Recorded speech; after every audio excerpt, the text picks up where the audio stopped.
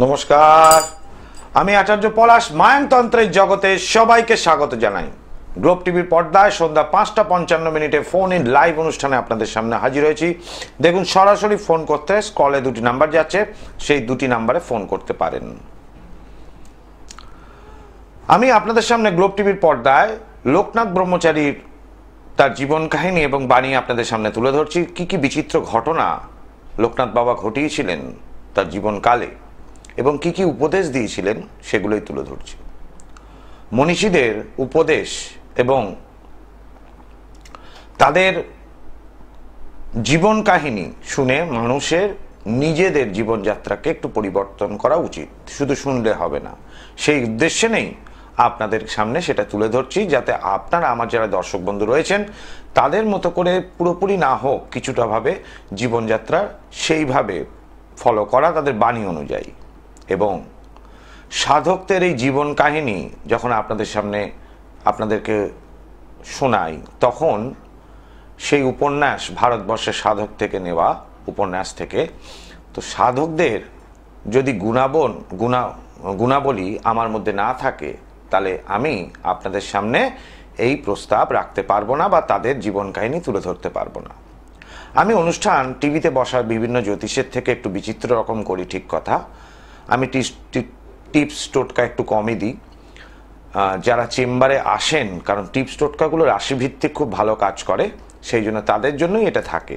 কারণ রাশি ছাড়া টিপস টোটকা কিন্তু বাস্তু অনুযায়ী কাজ করে না।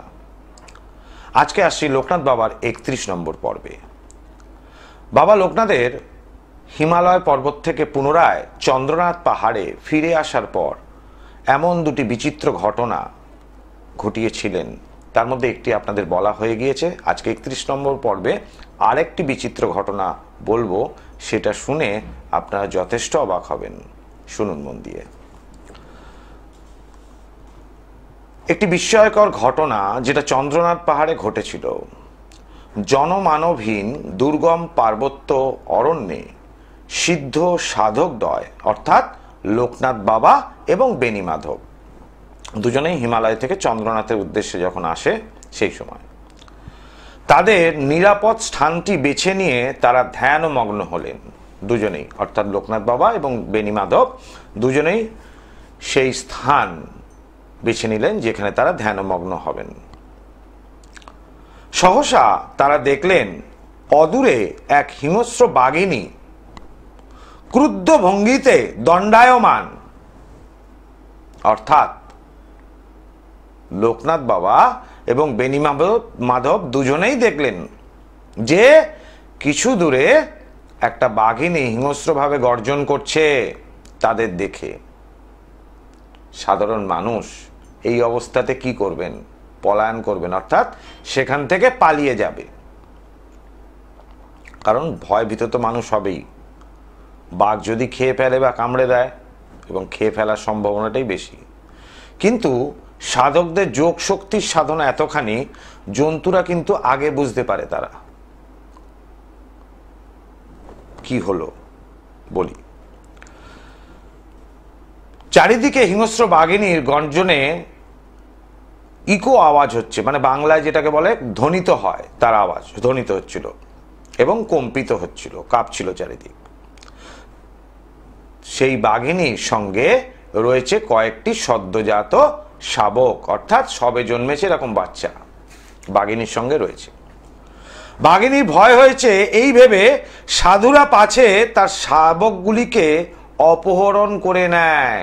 অর্থাৎ দেখুন, এখানে পশু সেই বাঘিনী, সে কিন্তু নিজে চিন্তা করছে যে তার সন্তান অর্থাৎ শাবকদের যদি এরা চুরি করে নেয়, জানে মানুষ কামড়াবে না, কিন্তু বাঘের বাচ্চাকে চুরি করে নেবে, সেই জন্য সে চিৎকার করছে। লোকনাথ বাবা আসন ছেড়ে উঠে বাঘিনীর সম্মুখে গিয়ে নিজের ভাষাতেই বললেন, ওগো, কোনো ভয় নেই, তুমি তোমার সন্তানদের নিয়ে এখানে ঘুমিয়ে পড়ো, আমরা সাধু, আমাদের দ্বারা তোমার কোনো অনিষ্টের আশঙ্কা নেই। ভাবুন কত বড় যোগ বিভূতি সম্পন্ন ব্যক্তি লোকনাথ ব্রহ্মচারী ছিলেন, যে হিংস্র বাঘিনী যে তার সন্তানদের মনে করবেন ক্ষুধার্ত যতখানি না হয়, বাঘিনী যত জোরে শিকার করে তার থেকে সন্তানদের রক্ষা করার জন্য তত জোরে রক্ষা করে, ফলে তার শত্রু মনুষ্য জাতিকে আগে ভাববে। কারণ বাঘ বা বাঘিনী যদি দেখে একটা স্থানে গরু এবং মানুষ রয়েছে, তারা কিন্তু আক্রমণটা মানুষের দিকে আগে করবে। কেন? তার কারণ মানুষের দ্বারা তার ক্ষতি হবে। এখানে লোকনাথ বাবা কিন্তু এটা ভাবলেন না যে তার কোনো ক্ষতি হবে, কারণ তার ভয় পাওয়ার কিছুই নেই। সেই যোগ বল এতখানি অর্জন করেছেন সাধনার যোগে, তিনি জানেন কেউ তার কোনো রকম অনিষ্ট করতে পারবে না। সেই জন্য সেখানে তিনি বললেন যে আমাদের দ্বারা তোমার কোনো অনিষ্টের আশঙ্কা নেই, নিজের ভাষাতেই বললেন। এবার বাঘিনী কি করলো লোকনাথ বাবাকে দেখে? তার উপর ঝাঁপিয়ে পড়লো না অন্য কিছু হলো? সেটা আগে দেখছি, কলার বন্ধুকে দেখিনি। জয় মাতারা। জয় মাতারা। বলুন, কে বলছেন, কোথা থেকে বলছেন? আমি বাগুইয়াটি থেকে বলছি, শিলা দাস। আমার ছেলের জন্য জানবো। বাগুইয়াটি থেকে ইলা দাস না শিলা দাস? শিলা দাস। আচ্ছা মা বলো, ছেলের নাম কি? ছেলের নাম শুভজিৎ দাস। জন্ম তারিখ ছেলের? জন্ম হচ্ছে 15 জুলাই 1995 সাল। টাইম? ভোর 5:54, শনিবার। জন্মস্থান কি কলকাতা? হ্যাঁ, কলকাতা। আমার অনুষ্ঠান কি আজকে প্রথম দিন দেখছেন? না না, অনেকদিন দেখি কিন্তু লাইন পাই না। লাইন পান না? শনিবার জন্মবার বললেন আমাকে? হ্যাঁ হ্যাঁ, ঠিক আছে, শনিবার জন্মবার। এখানে যেটা দেখতে পাচ্ছি ও রাশি হচ্ছে কুম্ভ রাশি, ধনিষ্ঠা নক্ষত্রে জন্ম, এটা জানেন আপনি? হ্যাঁ। না, কুম্ভ রাশি ছেলের কি আজকে প্রথম কোনো জ্যোতিষীকে ফোন করলেন বা দেখালেন নাকি? হ্যাঁ হ্যাঁ হ্যাঁ। এর আগে কোনো জ্যোতিষীকে দেখাননি বা ফোন করেননি কারোর? না, কুম্ভ রাশি জানি, তবে কাউকে দেখাই। আচ্ছা, কুম্ভ রাশি তাহলে কিভাবে জানলেন আপনি? ওই কুষ্ঠ আছে, ওই কুষ্টিটাই তো দেখানো কাউকে। যাই হোক, এবার বলুন প্রশ্ন কি? প্রশ্ন শারীরিক দিক দিয়ে, বাড়ির শত্রুতা। বাড়ির মধ্যে শত্রু, তাই তো? হ্যাঁ। এখন এখানে যেটা ডেট অফ বার্থ আমাকে বলেন 1995, তাহলে বর্তমানে ওর বয়স হচ্ছে প্রায় 30 বছর। হ্যাঁ হ্যাঁ, তাই তো? 30 এখনো হয়নি পূর্ণ, চলছে 30 রানিং। এই অবস্থায় ওর শারীরিক অসুস্থতা এবং শত্রু বলছেন, এটাই আপনার প্রশ্ন। হ্যাঁ হ্যাঁ। ছেলে করে কি আমাকে বলুন? ছেলে করে একটা গাড়ি নিয়েছে, বাবা মারা গেছে, ওই চালাচ্ছে কোন রকম। আচ্ছা, ভাড়া খাটাচ্ছে, তাই তো? কিন্তু আয় উন্নতি সেরকম হচ্ছে না? না না না। বেশ, ঠিক আছে। এবার আমি আসি ও রাশি এবং লগ্ন সাপেক্ষে যেটা দেখতে পাচ্ছি, ছেলের কিন্তু হঠাৎ করে শরীর স্বাস্থ্য নিয়ে ডিস্টার্ব চলে। হ্যাঁ, প্রায়শই শরীর খারাপ হয়, ঠিক মতো ও কিন্তু কাজে যেতে পারে না, তাই তো? হ্যাঁ। এবার ছেলে কিন্তু খুব চাপা স্বভাবে, সহজে কাউকে প্রকাশ করে না তার কষ্ট বা দুঃখ, খুব চাপা, তাই তো? আচ্ছা, এইবার আসি ওর এখানে যেটা দেখতে পাচ্ছি, ওর কর্মস্থান নিয়ে কিন্তু ও এই গাড়ি, ওর বাবা কতদিন আগে মারা গেছে? মারা গেছে 5-6 বছর হলো। 5-6 বছর। তাহলে বাবা মারা যাওয়ার পরই ও ফাইন্যান্সে গাড়ি নিয়ে কি গাড়ি চালাচ্ছে? বাবার গাড়িটাই এতদিন চালাচ্ছিল। আচ্ছা, এখন একটা লোন করে নিয়েছে নিজে, সেটাকে একটু চালাচ্ছে, স্কুলে চালাচ্ছে। তাহলে ভেরি গুড। এখন কথা হচ্ছে, ছেলের এই স্কুল ডিউটি হোক বা যে কোনো ডিউটি কিন্তু স্থির, স্কুল ডিউটি পার্মানেন্ট জব, কিন্তু ও কি ড্রাইভার রেখে চালাচ্ছে, ফলে সেই জায়গাটা স্থিরতা নেই। নিজেই কি চালায় রোজ? পারে কি রোজ চালাতে? হ্যাঁ, নিজেই চালায়। রোজই চালায় সে? হ্যাঁ। আচ্ছা, তাহলে এক্ষেত্রে যেটা দেখতে পাচ্ছি মা, ওর যে শারীরিক সমস্যা কিন্তু বাড়িতে যখন ঢোকে তারপরে কিন্তু ছেলের শারীরিক সমস্যা তৈরি হয়, তাই তো? ও ডিউটি ছেড়ে যখন গাড়ি গ্যারেজ করে বাড়িতে ঢোকে তখনই ওর শারীরিক সমস্যা তৈরি হয়। এইটা আমার শত্রু দ্বারা ক্ষতি করা থাকলে এবং বাড়িতে বাস্তুদোষ যদি থাকে, এই সমস্যা কিন্তু হয়। আচ্ছা, দেখো, বাড়ির বাইরে যতক্ষণ ছেলে আছে ফুরফুরে মেজাজ, এবার যেই বাড়িতে ঢুকলো তখনই কিন্তু এটার এফেক্ট খুব বিয়ে ভাবে হলো। আর একটা কথা, তুমি কি একটু রোগা হয়ে যাচ্ছ, একটু শুকিয়ে যাচ্ছে শরীর তোমার? আমার? হ্যাঁ হ্যাঁ হ্যাঁ, আমার শরীর ঠিক আছে, কিন্তু টেনশন হচ্ছে ছেলেটার জন্য। এবার আমাকে বলো, আর কি প্রশ্ন আছে? শরীর স্বাস্থ্য তো বলে দিলাম, বাস্তুর একটু সমস্যা রয়েছে আর একটা শত্রু দ্বারা ক্ষতি রয়েছে, যার জন্য বাড়িতে ঢুকলে ডিস্টারবেন্সটা হচ্ছে, মূলত বাস্তুর সমস্যা। আর কি বলো? শত্রুর জন্য কি করা যাবে? দেখো মা, শত্রুর জন্য অনেক কিছু নিয়ম কানুন আছে। হ্যাঁ, শত্রু কি বাড়ির মধ্যে অবস্থান করছে না বাড়ির বাইরে? বাড়ির মধ্যেই জ্ঞাতি শত্রু কি? হ্যাঁ। তাহলে দেখো, শত্রুকে যাতে শত্রু টুকটাক না করতে পারে সেই জন্য আমি একটা নিয়ম বলে দিচ্ছি, ঠিক আছে? আচ্ছা, আমি তো দেখাতে চাচ্ছি আপনাকে। অবশ্যই মা, বাগুইহাটি থেকে বলছো, তাহলে আমার বাড়িতে চলে আসতে পারো, শ্যামবাজার আমার নিজস্ব বাসগৃহ, আরজিকর হসপিটালের কাছে। আচ্ছা। সেখানে শনিবার আর রবিবার পাবে। তুমি বুকিং নাম্বার দুটি লিখে নাও, 9836955394, আর একটা হচ্ছে 9836396305। যে কোনো একটি নাম্বারে ফোন করলে অ্যাসিস্ট্যান্ট থাকবে, ও গাইড করে দেবে, কেমন? আচ্ছা। আর এই শত্রু নাশ করতে কোনো পয়সা কড়ি লাগে না, আমার কাছে কারোর পয়সা লাগে না, কেমন? জয় মা তারা। দর্শক বন্ধু, আমি কাজের জন্য কারোর কাছ থেকে কোনো অর্থ করিনি না। আমার পারিশ্রমিক অবশ্যই নিই, কারণ আমি পেশায় জ্যোতিষী, আমার পারিশ্রমিক না নিলে আমার চলবে না। কিন্তু তন্ত্রটা আমার কাছে সাধনা, তাই মানুষকে উপকার প্রদান করি। সাধকদের গুণ হওয়া উচিত যে মানুষের উপকার করা। তাহলে হতে গেলে আগে ভালো মনের মানুষ হতে হবে, তারপর সেই ভালো মনের মানুষ কিন্তু জ্যোতিষী হতে পারেন এবং তার সঙ্গে সঙ্গে সাধক। যদি মনের মধ্যে চিন্তাই থাকে যে যে ভক্ত আমাকে দেখে, টিভির অনুষ্ঠান দেখে হোক বা যে কোনো জায়গায় দেখে হোক, আমার কাছে এলো, সেই ভক্তর থেকে কত টাকা উপার্জন করা যায়, এটা যদি চিন্তা থাকে, তাহলে কোনোদিন সেই ভক্তের ভালো হয় না। আমার কাছে যারা চেম্বারে এসছেন, প্রত্যেকটা ব্যক্তিকে আমি কিছু না কিছু প্রদান করি। আমি কিন্তু খালি হাতে কাউকে ফেরাইনি, জীবনে আজ পর্যন্ত কাউকে খালি হাতে ফেরাইনি। যারা চেম্বারে এসছেন প্রত্যেকেই জানেন। তার লোকনাথ বাবা ব্রহ্মচারী মহাশয় এত বড় সাধক ছিলেন, তিনি বাঘের সামনে এসে তাকে বাংলায় বলছেন, ওগো, আমাদের দ্বারা তোমার কোনো ভয় নেই, তোমরা নিশ্চিন্তে এখানে ঘুমোতে পারো। আশ্চর্য কথা, সিদ্ধ যোগী এই প্রেমপূর্ণ বচনে তাৎপর্য বুঝতে পেরে হিংস্র পশুর ভুল হয়নি। অর্থাৎ লোকনাথ বাবা যে বাংলায় যে কথাটা বললেন, তার হাবভাব ভাবভঙ্গি সেই বাঘিনী বুঝতে পেরে কি বলছেন হয়তো ভাষাগতভাবে বোঝেনি বাঘিনী, কিন্তু তার ভাষাভঙ্গি থেকে, মানে ভঙ্গিমা থেকে বাঘিনী বুঝতে পারে। এই দেখবেন, পশুদের ঘ্রাণ শক্তি অনেক বেশি থাকে, তার মধ্যে কুকুরের সব থেকে বেশি। এরা সবাই কিন্তু বাক্য ব্যবহার করতে পারে না। যত পশুরা আছে তারা হয় অবলা। কেন? তারা কথা বলতে পারে না, সেই জন্যই অবলা। এখন এদের ঈশ্বর প্রদত্ত একটা সিক্স সেন্স থাকে, ষষ্ঠ ইন্দ্রিয়।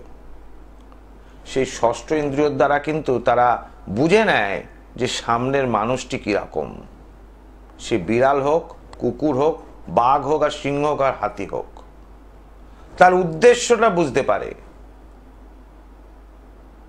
সুতরাং এখানে সেই বাঘিনেরও কিন্তু সে তার উদ্দেশ্য যে কি বলতে চেয়েছেন ব্রহ্মচারী মহাশয়, সেটা কিন্তু বুঝতে পেরেছেন। বাঘিনী বুঝলেই কথা, এবার সত্যিকারের আশ্চর্যের কথা। পরদিন লোকনাথ ধ্যানমগ্ন হয়ে ব্যাপারটি হৃদয় সঙ্গম করলেন। পরের দিন লোকনাথ বাবা যখন ধ্যানমগ্ন করলেন, তাহলে এটি চিন্তা করলেন কেন এরকম হচ্ছে। বাঘিনীটি ছিল নবপ্রসূতি, মানে সদ্য শিশুর শাবকদের জন্ম দিয়েছে, যার চোখ ফোটেনি। আমি আসছি, তার আগে কলার বন্ধুকে দেখে নি। জয় মা তারা। জয় মা তারা। নমস্কার। নমস্কার। বলছি, আমার নাতির নাম দেবরাজ বিশ্বাস। হ্যাঁ, 3/12 কত সাল? 3/12/2015-তে জন্ম। ভোর রাত 11:30টায়। হ্যাঁ, কিন্তু জানেন তো গুরুজি, ওনা পড়াশোনা করে না, একবারে করে না। আচ্ছা, আমি একটু ঠান্ডা মাথায়, নাতির নাম কি বললেন মা? দেবরাজ বিশ্বাস। দেবরাজ বিশ্বাস। জন্ম তারিখ বললেন 3/12/2015। 2015 না 2000? 2015। তাহলে এখন 10 বছর বয়স, তাই তো? হ্যাঁ। কোন ক্লাসে পড়ছে?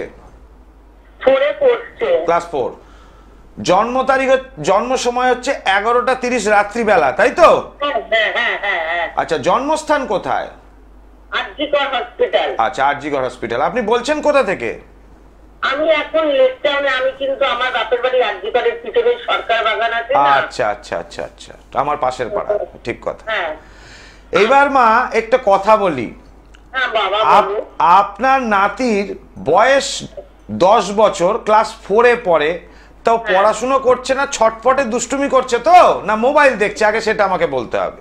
খুব দুরন্ত, সে সীমা ছাড়িয়ে গেছে। এই জানিকে এই মাস 6 ধরে এরকম করছে বাড়াবাড়ি। তা বাচ্চারা দুরন্ত হবে নাকি শান্তশিষ্ট হলে ভালো? না, একটু পড়াশোনার দিকে তো চাই বাবা। সে তো বুঝতে পেরেছি মা, কিন্তু বাচ্চাদের দুরন্ত থাকা ভালো, কিন্তু মোবাইল দেখাটা খারাপ। কেমন? মোবাইল থেকে নেগেটিভ এনার্জি বাচ্চার শরীরে প্রবেশ করে।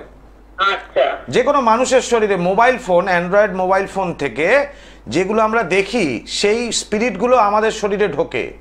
সুতরাং খারাপ জিনিস দেখলে খারাপটা ঢুকবে, তাহলে জীবন যুদ্ধে মানুষ পিছিয়ে পড়ে ওই কারণে। যাই হোক, এখানে যেটা দেখতে পাচ্ছ, সিংহ রাশি, মাথা গরম এবং খুব দাপুটে ছেলে হবে বড় হলে, যার জন্য দুরন্ততা এখন খুব বেশি।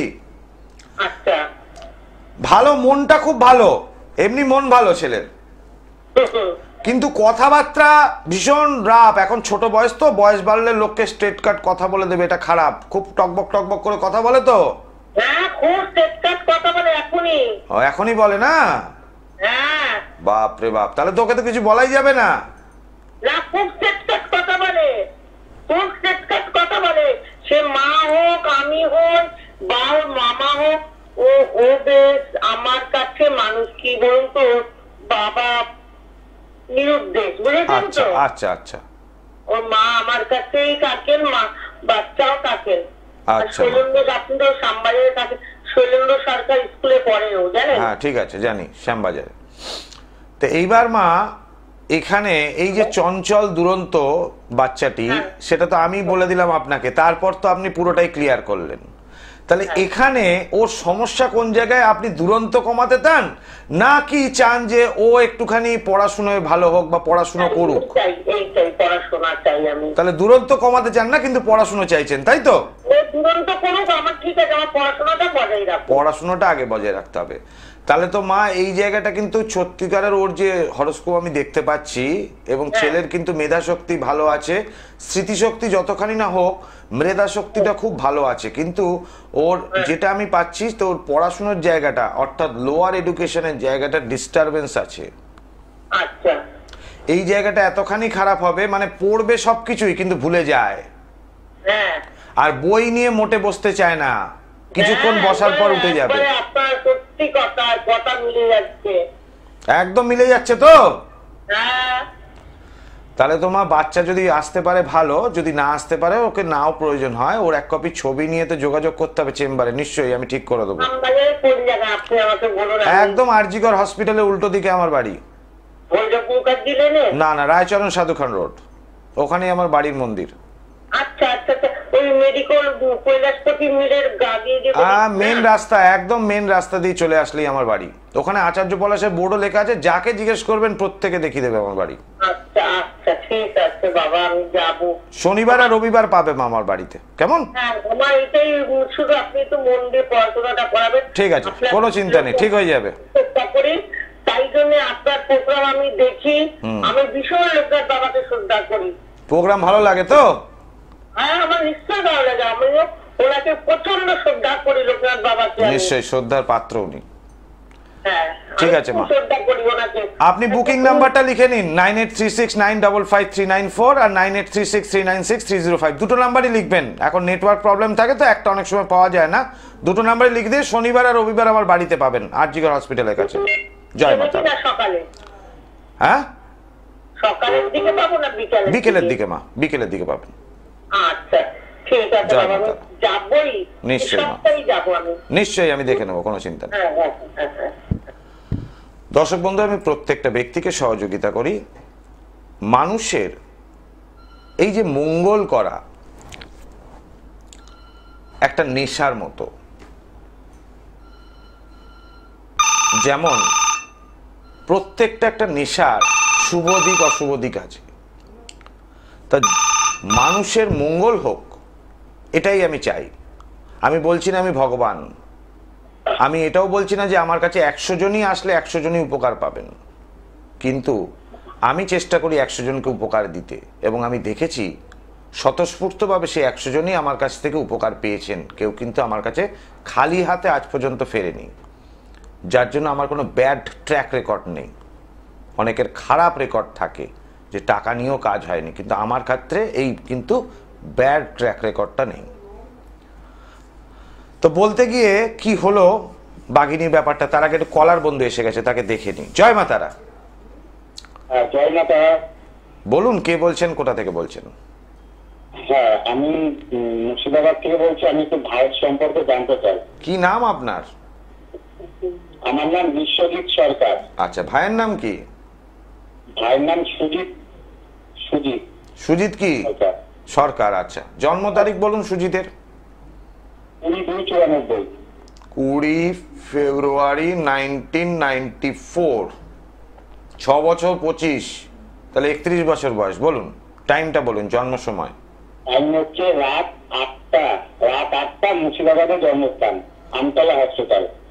রাত 8টা, মুর্শিদাবাদ জন্মস্থান। ঠিক আছে, এখানে যেটা দেখতে পাচ্ছি রবিবার ওর জন্মবার, তাই কি? হ্যাঁ, রবিবার জন্মবার। রবিবার জন্মবার। খুব জেদি একগুয়ে তো। হ্যাঁ হ্যাঁ, হুম। জেদিরও। প্রশ্ন কি বলুন? প্রশ্ন হচ্ছে, স্যার ও এখন বর্তমানে হুম সেকেন্দ্রাবাদে সোলার কোম্পানিতে ও চাকরি করছে। হুম তো যেহেতু বাড়ি থেকে অনেকটা ডিস্টেন্স, হুম এবং ও একটু কাছে আসতে চাইছে, এবং নতুন কোনো কোম্পানি ওর থেকে একটু ভালো কোম্পানি চাইছে, হুম যাতে ওখানে স্যালারিটাও বেশি পায়। আচ্ছা, তো সেটা কি সম্ভব বা পাবে কি কিছুদিনের মধ্যে? চেষ্টা করেছে তো? হ্যাঁ, চেষ্টা করছে। নতুন কোম্পানিগুলোতে ইন্টারভিউ দিচ্ছে। হুম হুম হ্যাঁ, সেক্ষেত্রে চেষ্টা করতে বলুন, হওয়ার সম্ভাবনা আছে। স্যার, এটা কতদিনের মধ্যে হতে পারে? আর 2026 সালের মধ্যে হয়ে যাবে। 26 সালের মধ্যে তো হয়ে যাবে। হ্যাঁ, সরি, কথাবার্তা তো খুব ভালো, তাই না? খুব পোলাইট কথাবার্তা। হ্যাঁ। হ্যাঁ। হয়ে যাবে, চিন্তা নেই। জয় পাতারা। আচ্ছা, আর বিয়েটা কবে নাগাদ হতে পারে? বিয়ে কবে নাগাদ হতে পারে? দেখুন, চাকরিতে বাড়ির কাছাকাছি আসলেই তো বিয়ে হবে, তাই না? তা আগে চাকরির যেটা প্রশ্ন, আপনার একটি মাত্র প্রশ্নের উত্তর দিই। তো সেক্ষেত্রে চাকরিটার জন্য বললাম যখন 2026-এর মধ্যে হবে, সেটার জন্য আগে হোক, তারপর বিয়েটা দেখে নেব। জয় মাতারা। সময় নির্দেশ করছে অনুষ্ঠান প্রায় শেষের দিকে, কন্ট্রোল রুম থেকে জানিয়ে দিল। তো সামান্য কিছু মিনিট পড়ে রয়েছে এই অনুষ্ঠানে। যারা ফোন করতে চাইছেন সরাসরি গ্লোব টিভির পর্দায় ফোন করতে পারেন, আমি নিশ্চয়ই আপনাদের প্রশ্নের উত্তর দেব। আমার নিজস্ব বাসগৃহ উত্তর কলকাতার শ্যামবাজার আরজিকর হসপিটাল, কলকাতা স্টেশনের কাছে। এছাড়াও যে সমস্ত চেম্বার কলকাতাবাসীর জন্য রয়েছে, দক্ষিণ কলকাতার জন্য গড়িয়াহাট, এবং উত্তর 24 পরগনা রয়েছে ব্যারাকপুর, আর হাওড়া জেলার জন্য রয়েছে হাওড়া ময়দান। এই কটি চেম্বার আমার রয়েছে। আর অমাবস্যায় আমাকে পাবেন তারাপীঠ। তারাপীঠ মহাশ্মশানে অমাবস্যায় আমার মহাযজ্ঞ থাকে। এই যে মায়াংতন্ত্রের সব তন্ত্র বারবার, মায়াংতন্ত্র একবার। করতে ধারণ ছাড়া প্রতিকার, আচার্য পলাশের মেটাল ট্যাবলেটে জুড়ি মেলা ভার। কি আছে এই মেটাল ট্যাবলেট?